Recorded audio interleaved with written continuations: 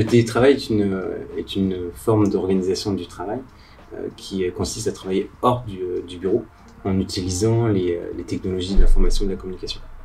Dans le cadre de la crise sanitaire que nous traversons depuis un petit peu plus d'1 an, les entreprises et les organisations ont ouvert leur système d'information de manière hâtive et parfois au détriment de la sécurité, en augmentant leur niveau d'exposition, notamment aux cyberattaques.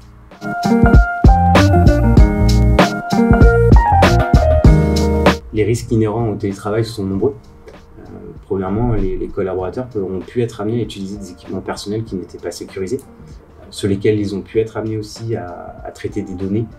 localement, donc ces mêmes données qui n'étaient plus dans les environnements sauvegardés des entreprises. Ils ont pu utiliser des réseaux Wi-Fi privés non sécurisés,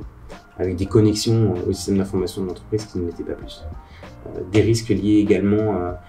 à des postes qui n'étaient plus à jour, sur des mises à jour système, sur des mises à jour applicatives ou sur des mises à jour notamment des solutions antivirales. Et puis un risque fort autour de l'isolement des collaborateurs qui a permis des vagues de cyberattaques importantes sur l'année passée, du fait que les collaborateurs sont moins sensibilisés en étant seuls aux risques liés à l'ouverture d'un mail ou du clic sur le mauvais lien.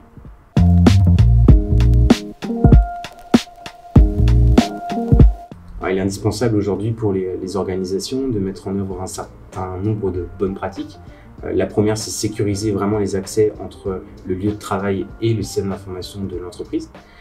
de s'assurer que les équipements qui sont utilisés dans le cadre du télétravail sont à jour, à tout niveau, système d'exploitation, applicatifs et solutions de sécurité, et puis également de s'assurer que les données qui sont traitées dans le cadre du télétravail soient bien sauvegardées,